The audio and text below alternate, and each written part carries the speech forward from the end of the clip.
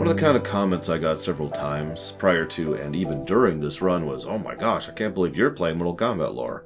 I found that to be a strange comment. So before I address that a little bit, I was curious if anybody out there has thought, "Oh my god, I can't believe lore would actually cover Mortal Kombat." Do you mind sharing why you think that? For those of you not aware, I actually used to play Mortal Kombat quite a bit. I actually beat Mortal Kombat 1 in the arcade, something I am legitimately proud of. I used to play Mortal Kombat 2 competitively in tournament circles, and I used to play Mortal Kombat 3 quite a bit, and then I kind of started falling out of it because of the same reason I fell out of every fighting game, something we've discussed before. Content, right? So, that being said, I have played two other Mortal Kombat games, Deception and Armageddon specifically. And I have not played 9 or 10, so that is probably going to be something to keep in mind here. It would be interesting, and I'll go ahead and put this out there, to someday review 9 and 10 and see what they do, especially if they put out a 12. That would be a good thing to do a little Mortal Kombat block or whatever. I know Deception's on the books. I had to buy a copy of that, but that's okay. I don't mind. So Deception is something that might someday happen. It's on the list, but so far only one person has put a very small amount of money towards it, so we'll see. Anyways, the reason I bring all this up, though, is to me it makes perfect sense that I'd be into something like Mortal Kombat. You're probably thinking, why, lore? Because it's a well-designed, tightly crafted fighting game, which I'm into, which has a lot of backstory and lore and presentation to it, which I'm into. Point in fact, this game scored 200.09 in the golden number. That's really high. But I saw that coming. In fact, I was predicting that walking into this. Maybe not in the 200 range, but I was definitely picturing it was going to be 100 plus easy. Why? Good story, good gameplay. The end, right? That's all I really require. I mean, I require a lot of things. There's a lot of things that go into the golden number. But the biggest factor by far, the biggest thing that pushes games above other games, is whether it has both good story and good gameplay. If it has really good gameplay but lackluster story, that's never going to soar to those kind of heights. And same and vice versa. A great story in a terrible game is just never going to match these kind of greats. So a game like this might technically score higher than, say, Witcher 3 for me, or, to use the inverse of that, one of the really, really good Tetris games out there, which I haven't reviewed, because both of those are just so heavily slanted towards one side or the other. Having said all of that, I do want to talk about the gameplay briefly. I've actually already talked a bit about fighting games in general and my own history with them back in the Smash review. Rumination. So rather than bore you with all that repetition, I'm just going to say that this is probably one of the best fighting games I've ever played in my life. I do not say that idly, and I do not say that in any way as like sometimes I'll say something and I don't actually mean it. It's just kind of like, and I don't always do the thing, and that leads to some people thinking I'm being serious and some people thinking I'm joking, and I know that's just the nature of my sarcasm. I'm apparently very dry about my sarcasm. I've been trying to get better about labeling it. I have not always succeeded. So let me make this very clear. This actually is, in my opinion, one of the best fighting games I've ever played. So, this is a great fighting game let me walk that back. I haven't played 9 or 10. But if you want to get into fighting games in general, as a concept, this is not a bad place to start. Why? Because this has the best fighting game tutorial I have ever seen. It tells you how to do things like move, punch, kick, and do special moves, and how to do specific things and specific types for specific characters, and advanced strategies for comboing, and it even teaches frame timing. Let me ask you something. How many of you right now, and I'm very curious, how many of you know what frame timing is when it comes to fighting games? Now, it's probably a decent number of you if you're watching this video, but I imagine at least some of you are probably going, huh? Now, you can probably guesstimate on that based on the context clues involved here, but I don't think I've ever seen a fighting game actually explain and showcase frame timing when it comes to a move. So it's very simple. There's the frames from when you hit the button to when it first can do damage to the enemy. That's your opener, right? Then you've got the frames during which it can do damage to the enemy. And then you've got the follow-through frames during which you can't do anything before you can input another action, right? Those three things, I've heard different fighting games use different terminology for this.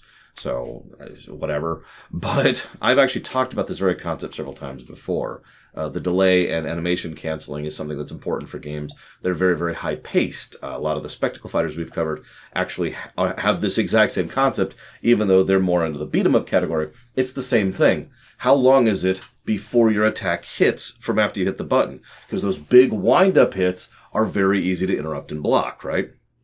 Similarly, how long can the attack actually hit?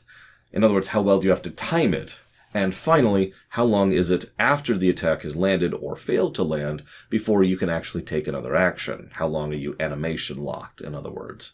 All of this stuff is relevant stuff for the, I don't want to say the higher end, but when you zoom in the camera more, when you really start to zoom into doing very precise maneuvers, either in speedrunning or in challenge running or in competitive or whatever, you need to start being aware of these kind of concepts. And this game actually teaches you about them as a concept and explains it in a wonderful way. I actually read out the tutorial out loud because I was so impressed with it. And then it actually teaches you specific frame timings for specific characters. And there's a mode which can actually show you that in the lower left. It'll actually show you the timing on each attack. That's awesome. And then, of course, there's a way to just play around with each character and teach you how to do each of their things and what type of character they are. All sorts of stuff like that. Great tutorialization. This leads me immediately into the second thing here. The controls are the best fighting controls I've played ever. Now, that might be pure personal preference and not an objective statement. In fact, I'm almost positive this is more a subjective statement than an objective statement. But the reason I make that point is because what they do is they allow for a specific amount of buffering for inputs, as well as allowing you to cancel your own inputs in order to very, very, very precisely, down to the microsecond, down to the frames, allow you to change what you're going to do, how, and where. This is one of the reasons why it's important to note that something like, say, a 4-frame window to interrupt an attack is something that's significant, because they believe that you have the precision necessary to hit a 4-frame window. And you do. And you can also buffer inputs for longer combos or longer inputs. It's possible to be in the middle. Let me try and explain this a little bit. One of the things I noticed is if I do one of my longer combos, I could punch in all the inputs for the combo in the first half second of the entire combo. The combo itself takes 3 full seconds to pull through, and once it finishes, I can do whatever. But I can also interrupt that combo at any point in time with several other things that can allow me to cancel my attack action. I mean, attack makes sense, right? Into a special move, for example, which I can then combo and other things. The amount of control you have is insane. And it's all on you. There's no point in time in this game where I felt like I screwed up because the controls weren't doing what I thought they should. At all points in time, I could tell that I screwed up, and I knew what I screwed up, and I knew how I screwed up, and I knew when I screwed up. I was in complete control the entire time, and I loved that. So that was awesome. So great controls, great tutorial. Okay, what else you got? Well, the next thing I want to talk about is the variety of the characters. Now, this is a weird one. Anybody who's a big fan of any franchise can speak to this concept. There's a lot of franchises where someone will look at it from an outside perspective. They're not a fan of it. They don't know anything about it. And you know what that's like, right? This sounds insulting. I don't mean it as an insult. But someone who isn't aware of a franchise or a concept or series can just look at it from an outside perspective and say something that you know is incredibly ignorant. Again, not an insult. It's just they literally lack knowledge, right? They don't understand, or they don't know, and they never bothered to. All Pokemon games are the same is nonsense. Each Pokemon game is rather substantially and significantly different from each other, even if you go down to the nitty-gritty and under the hood level. There have been several changes to each Pokemon generation, right?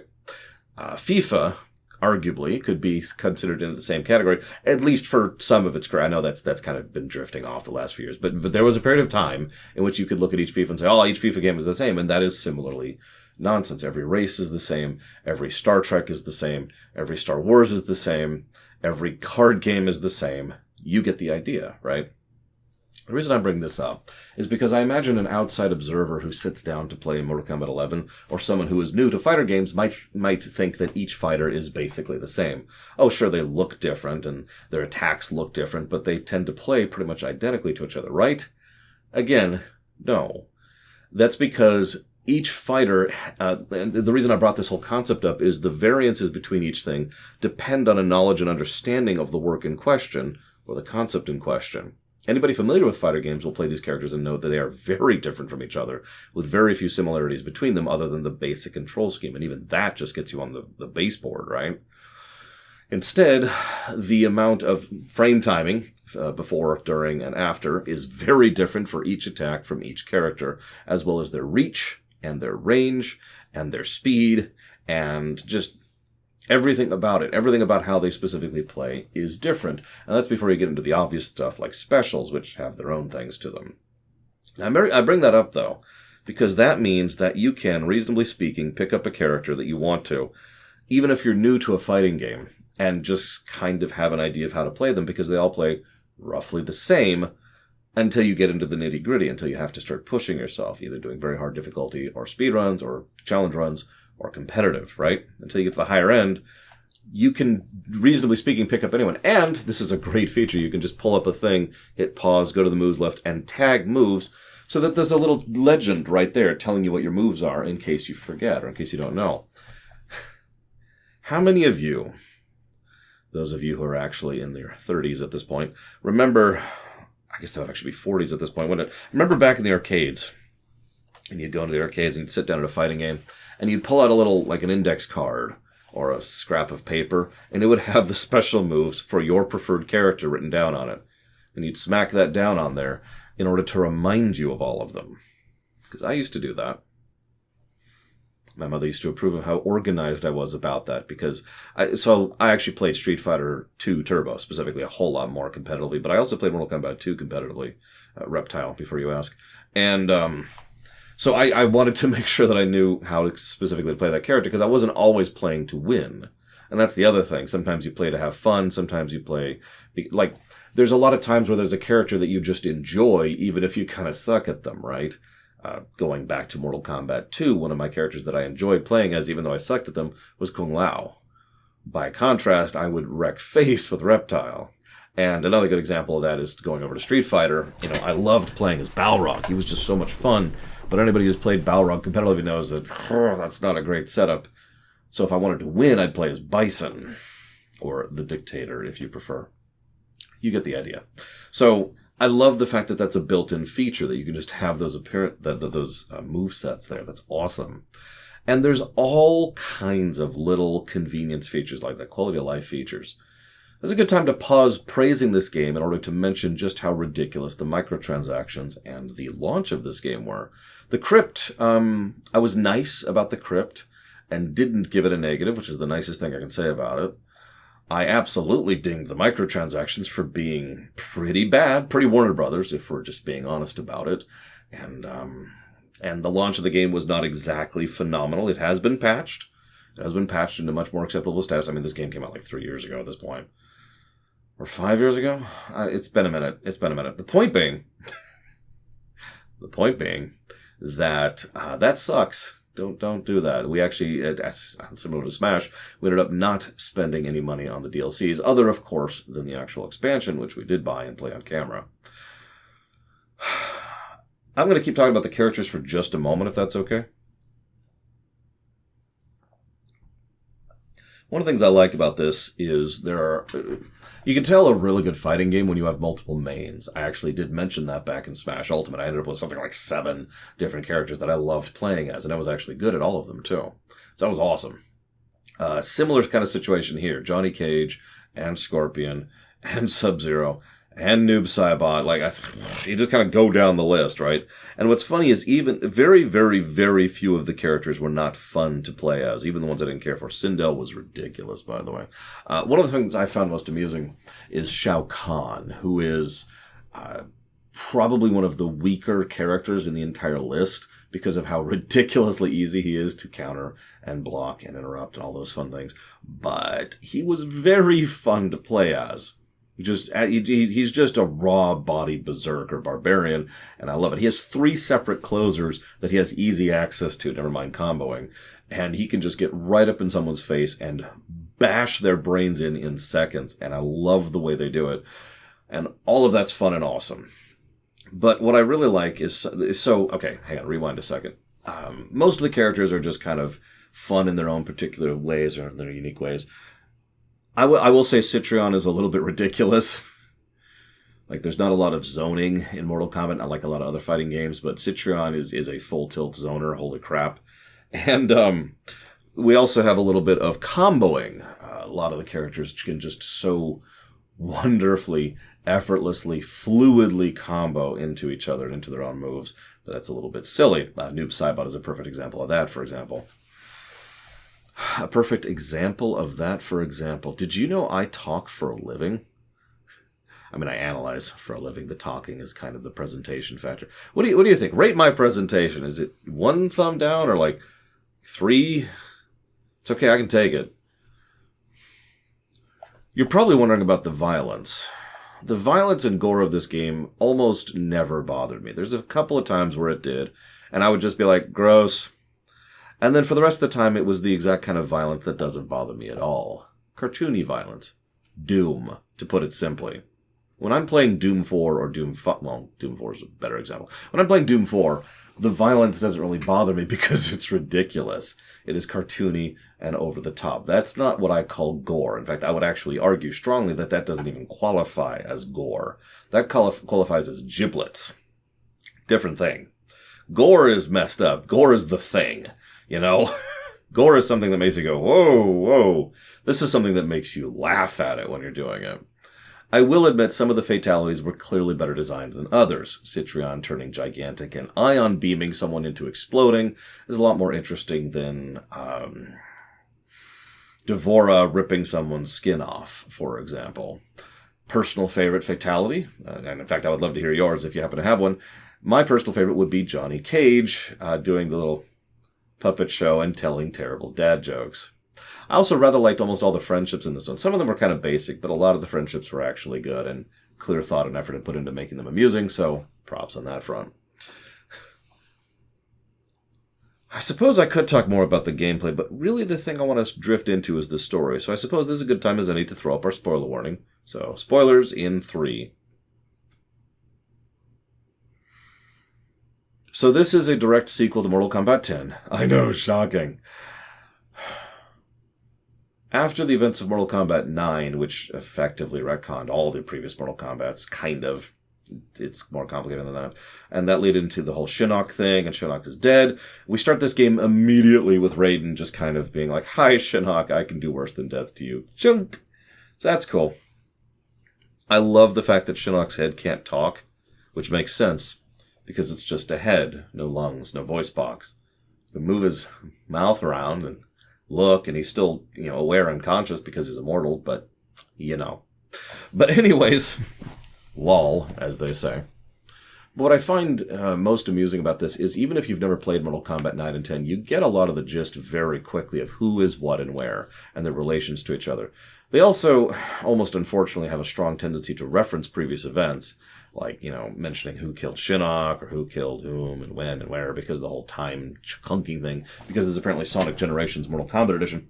But they do a good job of it, and the story in general is good. Let me just start with that. I tend to enjoy these kind of stories. I mean, Injustice 2, same team. Need I say more? There's a particular narrative style they use, which I do like, but I have to give my biggest complaint to the story right up front. The camera. The camera in these games does this weird kind of wobbly thing. And after a while, you'd start to train yourself to ignore it, but it was nauseating, and it never stopped. And I hated it. Negative to story. I also have to mention that this game had a tendency to retcon previous things. Now, as a reminder, retcons are not inherently a bad thing. What matters is what you do with the retcon. But in some cases, that can actually be both good and bad. I'll just go and get into the big one and talk about Sindel. I think this Sindel retcon was bad. I think it actually does a detriment to her character from the previous games. But they use it to good effect in this one. The idea of Sindel being this aristocrat who insists on being on top, who is naturally attracted to and loyal to Shao Kahn as a result of that, actually makes a lot of sense. And frankly, the two of them had surprisingly good chemistry on camera with each other, to the point where at no point in time did I find myself not buying the two's connection. And it probably helps that Sindel and Shao Kahn are both very fun to play as. But the point remaining, even from a narrative perspective, you can see how this would be a positive and a negative situation at the same time. And there's several things like that in this one. There are a few moments of can't spit it out, which is irritating. And there are a few moments of excuse fighting. I've actually talked about this concept before, but I haven't gotten to talk about it all that much because it predominantly happens in fighting games, and this is only the second fighting game we've ever covered, and comic books, which we don't cover at all. But if you don't know what the concept is, then you've never encountered those two things because it happens all the time in them. The excuse fight is exactly what it sounds like. Allow me to run you through this. Going down to the grocery store to get a bag of milk because I live in Canada. And then someone pops out. It's like, hey, what's up? My God, you have that money. Did you steal that money from someone? How dare you accuse me of stealing money from someone? Fight. I didn't steal this money. It's my money. I'm going to buy a bag of milk. Oh, okay. That's an excuse fight. It's there because we want to see person A and person B fighting each other, and the logic behind that fight is essentially ridiculous. Now, I will give this game credit. Several of the previous games in this series, especially Injustice 1, by this developer, have much worse excuse fights than this. In fact, I think we counted a grand total of 4 excuse fights in this one, which is admittedly a pretty short number for this kind of thing. But it's still ridiculous every time it happens, and I'm just like, okay, whatever. There was also several scenes of just cutscene incompetence, most notably everything to do with Sonya, Cassie, Johnny, and the Kanos, which brings me to the other thing.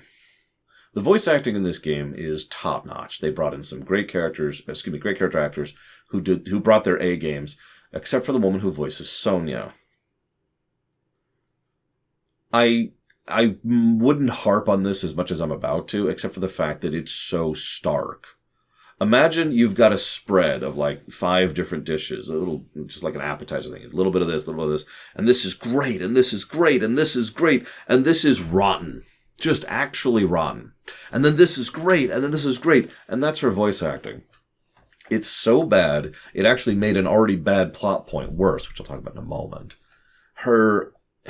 You can tell exactly what happened, because a lot of actors and actresses, I can actually say this now, having worked as a voice director for several years at this point, a lot of actors and actresses, if you tell them, you need to sound angry, or you're an evil character, or give me your best heroic thing, or whatever, if you give them that kind of vague George Lucas-y sort of direction, the performance they give, unless they're a very talented actor, tends to be bland and actively wrong. And there's certain cadences that they tend to do a little bit wrong as they're doing it. Yeah, and she just kept kind of doing this thing. And the tone and tempo was just wrong universally. In several cases, I can't believe they actually accepted those takes as their final takes for the game. So, just bad, bad, bad. But then we add on to that the fact that it was the worst plot point of the entire game. So there's this whole fake drama thing. A FARC drama thing is almost what I just said there. Where older Sonya ends up dying of her own volition and orders her daughter to leave her be in order to get out and accomplish the mission, which they do. Congrats. Woo. Then younger Sonya shows up and is like, you left me to die. And in about that kind of tone, because terrible voice acting. I'm not going to stop harping on it. I actually am. I'm done harping on it. But the point is, it starts up, and then that plot point is abandoned for quite a while, like several hours. And then all of a sudden she's like, I looked at the logs and I found it. Okay, I'm going to stop you right there, Sonya. If you actually track the sequence of events, what happens is she gets in that argument, Base gets attacked, she gets kidnapped, she has the cage match with Johnny Cage, she breaks out, and then she says, don't worry, I had a chance to look at those files somewhere. Like they had Wi-Fi. I had the Google phone, the watch or whatever, and I was just like, oh yeah, let me look at these super secret files here. Thanks, Kano. And he's like, appreciate you. There we go. Oh my gosh, you're right. So first of all, that's stupid before we even get any further. Second of all, the fact that mitigates it itself is a little bit ridiculous in its own right. Third of all, this comes out of absolutely nowhere and has no meaning or relevance past these 2 scenes. It just shows up to be drama and then goes away. What? It doesn't help that Cassie, that is to say, the voice actress who plays her daughter, does a much better job with the overall role, as does the voice actor who plays Johnny. As I mentioned before, good cast with one notable exception. I bring all this up because one of the things I love most, now that we've gotten some of the negatives out of the way, is how nuanced this game is. There's a lot of little moments. There's a bit where Raiden is struggling to come to grips with Red Raiden, with his future self who went all Justice Lord, and it's bothering him, and it's so obvious it's bothering him because he keeps dismissing it immediately. No, I'd never do that. That's impossible. I could never bring myself to such a thing. And he keeps forcefully talking that down. Richard Epcar doesn't get a lot of credit as an actor, especially since he usually plays villains, but I think he does a fantastic job of nailing the specific details of the two different Raidens in this game. He plays villainous Raiden perfectly, and he plays good Raiden perfectly, and he does a wonderful job managing the gradients between those. It's all the little details. Even in that same thing, there's a bit where Kung Lao clearly doesn't believe him, and Liu Kang clearly does, and it's all over them. And speaking of which, this is a good time to mention the excellent motion capture. Whoever they had actually doing the physical movements of the roles was doing a really good job acting as well, even down to the minute things like the facial expressions, which perfectly complements the voices. Wonderful, wonderful presentation of an already interesting story. It does screw up its own time travel a couple of times, as most time travel stories are wont to do, and we should acknowledge that and recognize that, and then enjoy the rest of it for what it is, because Back to the Future. Now, pardon me. I guess I don't have much else to say about this story, which is strange, because again, while the main plot is interesting, it is the little moments that really sell it for me. The way that Scorpion talks to himself, the mere fact that Scorpion, let me walk that back, the mere fact that Hanzo manages to convince Scorpion in order to turn good against Kronika actually makes perfect sense, because of course it would be Scorpion who would do that. I mean, that may sound like a strange thing since he's got the whole Hellfire thing going, but of course anybody familiar with the series knows Scorpion's actually more a good guy than he is a bad. He's always been that way. Sub-Zero, the original Sub-Zero, Bihan, was the one who was the bad guy. Which reminds me of a joke. I told this on the stream, so I said I'd tell it here as well. You can tell how much a person knows or cares about Mortal Kombat by saying, "Who's Sub-Zero?" Because there's a lot of answers to that question. I generally refer to the original Sub-Zero as Noob Saibot, just to make that clear. And then I refer to Sub-Zero, his brother, as Sub-Zero. Steve Blum actually manages an excellent presentation, by the way, of Sub-Zero. Just praise on that front. I mean, all the voice actors do it fantastically. I don't know what else to add about that. The game plays with its concept a lot, and there's a lot of good moments. The scene where Raiden and Liu Kang, well, Raiden realizes that he keeps being pitted against Liu Kang. Great little moment there. There's other little shining elements of this kind of quality of, like, there's even little things. Like, there's this bit where, I can't remember, I think Sindel's talking to Katana, specifically. This is in the DLC. And Shao Kahn just goes in the background and just goes back to beating the crap out of everyone around him. Can I just mention, by the way, this is my favorite portrayal of Shao Kahn ever. Also my favorite Shang Tsung. Yes, I know they brought back the actor, but he does a really, really good job of it. And I wanted to talk about that briefly, too, because this game, mostly the DLC, but this game in general does a really good job of showcasing the variance between some of its villains. We don't see a lot of Shinnok or Quan Chi in this one, but the way it showcases Shao Kahn and the way it showcases Shang Tsung is essentially perfect. Blue Wolf Alex made the commentary that Shang Tsung is playing Fire Emblem Three Houses, whereas Shao Kahn is playing Fire Emblem Three Hopes. But in the off chance you don't get that, I have another analogy for you. Shang Tsung is playing chess, and Shao Kahn is playing bumper cars. They're both playing the game, the political game. There's actually a lot of politics in the Mortal Kombat setting, always has been. And the 6 realms? Hang on, Earth Realm, Nether Realm, Outer World, or Outer Realm, and then we've got Chaos Realm and Order Realm. I feel like I'm missing one. Whatever, there's several realms. There's a lot of politics that goes on around and through it, and we actually get to see a decent amount of that, which I, of course, enjoyed, as I usually tend to. But there's an overall game that a lot of the players have been playing against each other for a long time, and Shao Kahn and Shang Tsung have been major players on the board, basically since the series started. But what I love about it is, again, Shang Tsung is actually relatively weak, Very intelligent, very skilled. He knows soul magic like probably no one else does. I'd say Quan Chi is the only one who ever comes close to him in terms of just knowledge of that particular art. But he's nowhere near at the power level of most of the other heavies, and he knows that. And so he plays the game very carefully and precisely. Whereas Shao Kahn, he's not stupid, but by God, he's a barbarian. I made the commentary, and I'm going to repeat this, that he is effectively the Exar Kun of this setting. The big, bashy, bonk, bonk, bonk. And again, it's not like he's an idiot. In fact, the comparison I want to make here as well, if you're not familiar with Exar Kun, is Voldemort. You can't really call Voldemort stupid.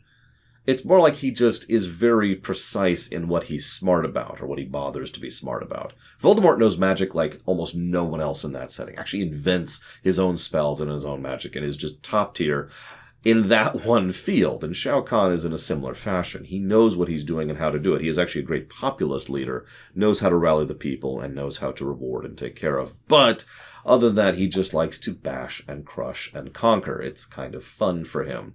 And the way they portray that is excellent. And again, the two going against each other or alongside each other is exactly what it needs to be. And you're probably thinking, Lord, you're talking a whole lot about all these characters and villains. Why aren't you talking about Kronika? One of the things the Mortal Kombat series has an unfortunate common thing to do is they tend to do, there's a term for this. I can never think of it during the stream. It's an anime term where there's an long-term anime series and there's this movie that happens, right? And this movie happens right here in the series. And brand new villain you've never heard of before who is a horrifically huge threat shows up and then is gone by the end of the thing. It's a variant of the threat of the week. And Mortal Kombat has a lot of threat of the weeks. I make fun of Onaga, of course, but really Blaze is probably one of the worst examples of that. And frankly, Kronika deserves that as well. She's like, hi, I'm Eva, Chuck gone. But at least Kronika was well done overall. Like, one of the things I noticed, too, is just how often she lies. She's actually relatively low tier in terms of personal power. She has a very powerful gimmick, time, but she also needs instrumentation to use that gimmick. She can't just do it in her own right. She needs the crown to power it, and she needs the hourglass in order to actually do it. So she's actually relatively low tier. She's just been playing beyond most people's sight. And you get the idea that she's just gotten so frustrated with all this that she's finally like, fine. A lot of the character endings also indicate the same thing. Garrus comes to mind immediately, where he's like, oh my God, I'm so sick of these people. Fine, screw it. So you get the idea that she's tired of all this. But because my favorite part of this is she lies constantly. There's this part where she's trying to brag to Raiden, saying, we've had this conversation hundreds of times. And she's saying that like it's a taunt. But what she's actually saying is, I've lost hundreds of times. So, good luck. It's a nice little contrast.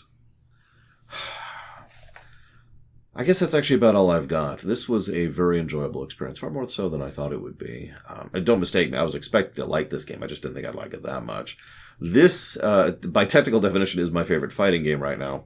It would be interesting to review some of the other ones some year and actually go down and see, how they rate against each other. Because right now, the only other fighting game we've reviewed is Smash Ultimate, which had its own substantial and significant issues with the campaign mode, which this one corrected for. So, I do, as ever, hope you've enjoyed my thoughts. How do you say thoughts with a K? Thoughts? I'll see you next time.